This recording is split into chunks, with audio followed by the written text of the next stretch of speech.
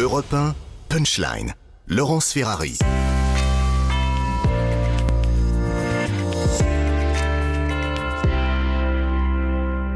Il est 18h, bienvenue si vous nous rejoignez à l'instant sur CNews et sur Europe 1. On évoque cette hausse des prix du carburant. Comment amortir le choc pour les Français ? Bruno Bonnell, vous êtes de La République En Marche. Le gouvernement tergiverse, n'arrive pas à trouver la bonne solution. Gabriel Attal nous promet quelque chose d'ici 48 heures. Taxes, baisse des taxes. Alors évidemment, on comprend bien que le gouvernement ne veut pas en entendre parler, mais les Français la réclament. Évidemment, ce serait plus simple de faire un chèque carburant, mais ça, évidemment, c'est un peu plus limité comme mesure. Il faut déjà rappeler que 1 centime de moins à la pompe, c'est 500 millions d'euros en moins dans le budget de l'État. Donc si on dit 20 centimes de moins, ça représente 10 milliards d'euros. 10 milliards qui ne vont pas dans les hôpitaux, dans la police, dans les prisons, dans notre confort de vie. Le gouvernement ne met pas des taxes à la pompe pour harceler les gens. Pour remplir ses caisses. Non, mais tout simplement pour faire fonctionner le pays, et dans notre modèle social. Donc effectivement, on vit quoi aujourd'hui ? On vit une hausse externe à la France, externe au gouvernement, d'un certain nombre de matières premières, et notamment de l'essence. Donc du coup, on a un impact à la pompe. Alors, pourquoi le chèque ? Je ne connais pas la décision finale du gouvernement, mais pourquoi le chèque ? Pour que les gens qui sont dans la nécessité absolue d'utiliser leur véhicule et sur lesquels il y a un impact, je pense aux infirmières, je pense aux auxiliaires de vie sociale, aux personnes qui se déplacent avec des petits budgets, là, leur donner le soutien qu'il faut conjoncturellement. Si on se met à baisser globalement les taxes, il y aura 2 impacts. Le premier, celui-là, économie sur toute la France, ça veut dire que quelque part, il faudra retrouver cet argent. Donc on ne pourra pas nous dire après, il y a trop de dettes et les nouvelles générations et machin, etc. Ça, pour la dette, vous avez fait ce qu'il fallait quand même. En tout cas, il y a quand même sauvé aussi le pays. C'est pas ce que le mauvais dit. Je vous ai pas dit qu'il fallait pas. Là, on parle d'un problème précis qui est ça. Et le deuxième effet, c'est quand on a baissé la TVA chez les restaurateurs, par exemple. Les prix n'ont pas changé pour les gens. Et là, je peux vous dire qu'à la pompe, regardez les prix différents suivant les compétitions que vous trouvez sur les routes. Le prix est relativement libre. Donc là, ils diront, écoute, on va se reprendre 5 centimes, 14 centimes. Alors, il y aura une baisse moyenne, mais il n'y aura pas de miracle. On n'aura pas un impact direct de 14,5%, comme c'est demandé aujourd'hui, entre 20 et 5,5. Donc je crois qu'il faut être prudent. Et 48 heures pour une décision aussi importante, moi, je trouve que le gouvernement est sage. Alors, Jean-Claude Dacier, et après, Céline.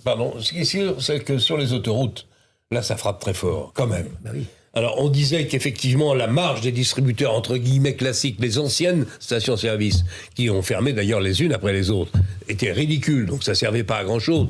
Sauf que, franchement, demander un effort sur les grands distributeurs qui, franchement, on est quasiment à 2 € pour le 98. C'est très cher. On est dans un coupe-gorge. Bon, on peut pas aller ailleurs, il faut qu'on fasse le plein, ou en tout cas qu'on remplisse un peu le réservoir. Boum, sur les autoroutes, c'est très, très cher. Cela étant, c'est vrai que le chèque carburant va s'imposer sans doute, mais en même temps, on l'entend dans les reportages qu'on a pu faire, je pense que ce serait pas mal que l'État fasse aussi un effort. 60% de taxes quand même. Il n'y a que nous, encore une fois, on a une fiscalité record. Le pétrole n'est pas cher, c'est vous qui le rendez cher. Encore vous. C'est Bercy qui le rend cher. C'est le gouvernement. C'est un peu Poutine aussi. Voilà, mais Poutine, il faut choisir où on le sanctionne sur la Crimée, où on négocie avec lui le prix du pétrole. On ne peut pas avoir tout et le contraire de tout. Il faut quand même être raisonnable. Pour revenir au prix du pétrole, je pense que le gouvernement va devoir faire un effort. Ça serait une petite baisse des taxes pour faire baisser de 10 ou 15 centimes serait la bienvenue. Il va devoir d'autant plus le faire que ces grands distributeurs ont partie liés à l'État et savent très bien négocier avec l'État un certain nombre d'avantages à l'international, tout comme à l'intérieur des frontières du pays. Donc il va peut-être falloir un jour que l'État montre qu'il est aussi une puissance, qu'il a aussi un pouvoir d'action. Ça, c'est la première chose. La deuxième chose, c'est très compliqué pour des gens qui aujourd'hui vivent dans la France périphérique de s'entendre dire « mais vous savez, si ça continue comme ça, c'est sur vos hôpitaux, c'est sur les transports en commun, c'est sur... » Vous savez pourquoi ? Parce qu'en fait, tout cela est en train de disparaître. Regardez un petit peu l'état des hôpitaux dans la France périphérie. Ils sont en faillite et très souvent, s'il n'y avait pas eu le Covid, on parlait de privatisation d'un certain nombre d'hôpitaux qui sont pourtant déterminants pour l'avenir de ces territoires. Il n'y a pas beaucoup de transports en commun. Les lignes, il y a presque plus de bus, les lignes de train sont pas toujours très bien achalandées. Sont sur ces territoires où vous avez par exemple des lycées où il y a plus de 1500 élèves parce qu'on n'en a pas construit, parce qu'il n'y a pas de lycée de proximité, et ainsi de suite. Si on fait toute la liste, eux, ils vont vous dire, mais vous savez, déjà, nous, le service public sur nos territoires, il n'est pas à la hauteur de ce qu'on est en droit d'attendre. Et ils ont le sentiment que leurs dirigeants vivent dans quelques arrondissements autour de Paris, extrêmement privilégiés, et que ça, ils connaissent ces réalités, mais ils ne les vivent pas, ils ne les touchent pas du doigt, elles leur sont lointaines. Et c'est là que les tensions les plus importantes se créent. Et enfin, la dernière chose, c'est que très souvent, les chèques qu'on donne comme ça, on les donne effectivement aux plus modestes. C'est une forme de charité. Mais dès que vous avez, par exemple, 2 infirmiers, un ouvrier spécialisé, une infirmière qui vivent ensemble, dès que vous avez 2 salaires alors qu'ils n'arrivent pas à s'en sortir, vous dépassez très souvent les plafonds. Et ainsi de suite. Cette douleur-là, elle est telle que je racontais tout à l'heure, en allant acheter un paquet de cigarettes, j'ai entendu quelqu'un dire, ça m'a beaucoup amusé, mais c'est vrai, en disant il y a bientôt des fourches qui vont piquer des culs. Et en France, on a une petite tradition de la jacquerie, et là, on sent quand même une certaine exaspération. Je ne sais pas si ça va exploser. L'avantage, c'est qu'il y a les élections présidentielles pour se défouler, mais en tout cas, la marmite, la pression dans la marmite est en train de monter. Jean Garrigue, est-ce que le courant des Gilets jaunes, le mouvement des Gilets jaunes peut refaire surface ? Je ne suis pas prophète. J'ai l'impression que l'histoire, d'abord, ne repasse jamais tout à fait les mêmes plats et que la situation est quand même un tout petit peu différente, notamment, effectivement, parce qu'il y a cette perspective de l'élection présidentielle pour exprimer son désaccord ou son accord avec le pouvoir. Comme j'arrive en bout de table, je peux en faire un petit peu la synthèse en disant, effectivement, il y a une urgence sociale. Il y a une France périphérique qui souffre et qu'il faut absolument, prendre en considération. Ce qui veut dire que c'est vrai, les taxes, plus de taxes, c'est diminuer la capacité de l'État à assurer l'État-providence, ou plutôt, réduire les taxes, je dis une bêtise. Réduire les taxes, c'est enlever des moyens pour l'État, mais on est dans une situation telle. Et puis, il y a eu le redressement, le plan de redressement économique. Il y a eu le quoi qu'il en coûte. Et je pense qu'aujourd'hui, la situation est telle, et je pense que la prescience par les pouvoirs publics de ce qui se passe dans cette France périphérique a quand même évolué depuis notamment la crise des Gilets jaunes. Et je me dis que même symboliquement, une baisse des taxes, ce serait quelque chose qui, aujourd'hui, m'apparaît comme une nécessité, j'allais dire, symbolique et politique. Bruno Bonnell, de la République en marche. Mais vous savez, je ne suis pas du tout contre tout ce qui vient d'être dit. Je dis simplement il y a un traitement dans l'urgence de certaines personnes pour lesquelles c'est indispensable. Et évidemment, le problème du chèque, c'est le problème du seuil. Vous avez raison d'évoquer 2 salaires ou quelqu'un qui passe la barre et la frustration. Mais à côté de ça, je mets juste en garde sur le mythe classique de faut réduire la TVA, faut réduire la taxe, faut dire tout ça, parce que finalement, après quelques mois de mieux, on s'aperçoit que petit à petit, les choses se rattrapent. Je reprends l'exemple des restaurateurs pour lesquels, à l'époque, on avait fait tomber la taxe. Eh bien, le prix des menus n'a pas changé pour la France périphérique comme pour les autres. Donc ça n'a rien à voir. Moi, je dis attention, c'est pas forcément le mécanisme idéal. Maintenant, si vous voulez vraiment mon avis, il y aura quelque chose sur les taxes. C'est obligé. Non mais, si vous voulez mon avis, c'est qu'aujourd'hui, il y a besoin de lâcher quelque chose de ce côté-là. Mais ça sera plus de la négociation plus tactique que quelque chose de fondamental. Quand j'entends ramener la taxe à 5,5%, ou je ne sais pas quel délire... Marine Le Pen propose ça, Marine Le Pen, par exemple. Non, mais chacun doit faire un effort. Produit de première nécessité. Et puis après, il y a les distributeurs. Mettez-vous à la... Mettez-vous une seconde à la place de tous ceux qui ont du mal en fin de mois, comme le dit Céline, obligés de prendre la voiture matin et soir pour aller travailler. Ceux-là, vous les avez moins aidés que... non, c'est pas vrai. Enfin, laissez-moi finir.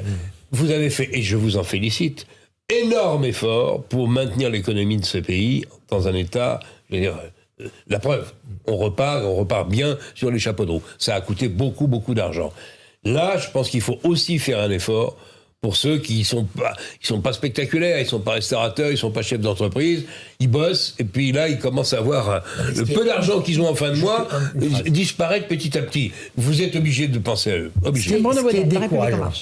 Objectivement, la politique est quand même difficile parce que non, mais pouvoir d'achat, objectivement, je ne dis pas perçu, objectivement, pouvoir d'achat a augmenté pendant tout le quinquennat. On prend une crise comme la crise de l'énergie, Et on a l'impression que ça va être un grand coup de balai sur tout ce qu'on a fait. La croissance fait 6%, plus de 6% cette année, ce qui, la fameuse cagnotte dont on entend parler, c'est parce qu'on fait une croissance de 6%. Et on se dit, waouh, regardez, l'État va s'en mettre plein les fouilles. Pas de chance, on prend la crise de l'énergie qui gomme l'effet croissance, donc l'effet cagnotte. Donc, oui, non, mais je voulais juste expliquer à l'antenne, tout simplement, que attention, on ne peut pas résumer la politique à des portions. Il y a eu des efforts qui ont été faits sur le pouvoir d'achat. Oui. On est dans une conjoncture très compliquée qu'on n'attendait pas. Et rassurez-vous, il y en a une autre qui arrive, ça va être le prix des matières premières et le prix des denrées alimentaires, le prix du blé notamment. Donc on sait qu'on est dans une situation où globalement, on a une pression internationale sur ces prix. De l'inflation. Pas tous en même temps, s'il vous plaît. Ça pose aussi le problème à l'international d'un pays capable de se faire entendre, d'une Europe capable de peser, et ça remet en fait en question également le fait qu'on n'est pas très bon dans les négociations, qu'on fait aussi des choix qu'on n'est pas capable de remettre sur l'établi quand la situation évolue et évolue en notre défaveur, et qu'on a le sentiment, on est encore dans l'impuissance du politique qui finit par dire, mais regardez, c'est pas de notre faute, c'est Poutine qui nous embête, c'est les Chinois qui gardent les... Mais à un moment donné, sur ce marché, soit on est capable de peser, soit on en est dépendant, et le problème, c'est qu'on a aussi organisé une certaine dépendance, justement en ne posant pas parfois la question de la souveraineté, ou en faisant de la question de la souveraineté quelque chose de sale. Et c'est en train de se retourner aussi un petit peu contre nous. Donc si on veut tout étaler, étalons tout, et rediscutons aussi de notre capacité de peser et de peser. Vous parliez des restaurateurs, je me souviens qu'à l'époque, au moment où il y a la décision de cette baisse de TVA, tout le monde dit dans l'opposition, vous allez voir, les restaurateurs ne feront pas baisser les prix, vous n'avez pas conditionné cette baisse, et c'est exactement ce qui va se passer. Quand l'État refuse le rapport de force, alors que c'est son rôle de temps en temps de rentrer dans le rapport de force, effectivement, on finit comme cela. Allez, un tout dernier mot, Jean Garrigue. Juste pour dire que la France d'aujourd'hui, c'est plus la France du général de Gaulle. Notre capacité d'influence... Non, mais je suis bien d'accord. Et que doit tenir compte de contraintes de la globalisation, de l'Union européenne, etc., qui malheureusement font que de facto, nous ne sommes plus une puissance de premier plan, et notre capacité à influer sur les marchés mondiaux, c'est une capacité quand même très minime. En revanche, il y aurait un rôle de l'État à faire pression sur les distributeurs, que ce soit de matières premières ou de denrées alimentaires, sur l'agroalimentaire en général. Là, je pense qu'il y aurait peut-être aussi une petite marge de manœuvre, et peut-être que là, il faudrait un peu plus de fermeté de l'État. On fait une toute petite pause. On se retrouve dans un instant dans Punchline sur CNews et sur Europe 1. On va évoquer ces scènes hallucinantes qui se sont déroulées à Oyonnax, où des voyous ont scié à la disqueuse le mât d'une caméra de vidéosurveillance qui était installée pour essayer de réduire les trafics de stupéfiants. A tout de suite dans Punchline.